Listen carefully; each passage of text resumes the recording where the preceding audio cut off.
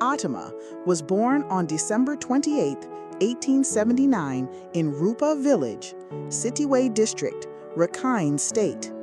He was first imprisoned in 1921, becoming Myanmar's first political prisoner for his famous speech, Cradock, Get Out. The bold call directed at the British Lieutenant Governor of Burma was published in the Sun newspaper following the brutal crackdown on Rangoon University students by the British administration. I am a Buddhist monk, and I speak not for violence, but for truth. Our country is under foreign rule. The British administrator Cradock does not represent our spirit. Let him go back. Let our people rule our own land.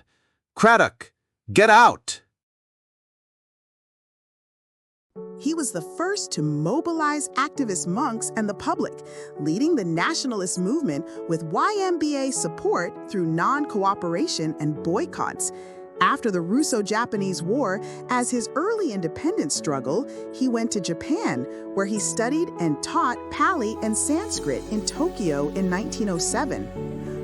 Atama and Ito Jirozaemon Sukitami, the founder of Matsuzakaya department store, became friends in 1910. With his help, Atama sent 6 Myanmar students to study in Japan in 1913. They became the first Burmese students to study there and learn from Japan how to struggle for independence and modernize Burma.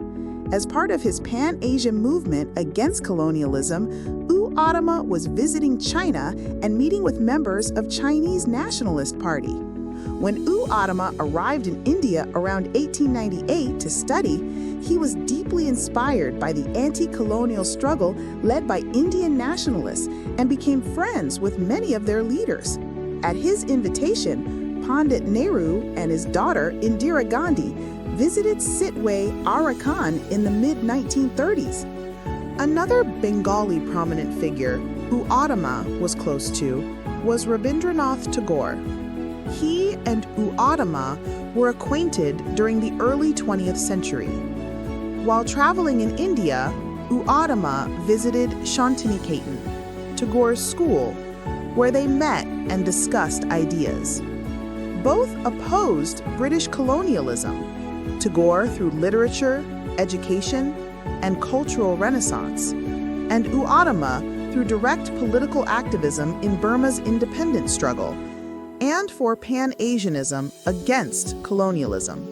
When he came back to Burma from India, he was already a well-known member of the Hindu Mahasabha and the Indian National Congress of Bengal in 1918. He represented the Indian National Congress at the funeral of Dr. Sun Yat-sen in June 1929. Atama embodied the living connection between the spiritual and political dimensions of Hindu-Buddhist affinity during the 1920s and 1930s, culminating in his appointment as president of the All India Hindu Mahasabha in 1935. Atama was inspired by Mahatma Gandhi and Pandit Nehru. On the other hand, he was close also to the revolutionaries like Subhash Chandra Bose and Rashbihari Bose, who were Bengali revolutionary leaders and played a crucial role in India's independence movement by forming Indian National Army, INA. He died on 9 September 1939 in Yangon. To this day, Atama is remembered as the Son of Asia, a person who turned his robe into a banner of revolution and his silence into thunder.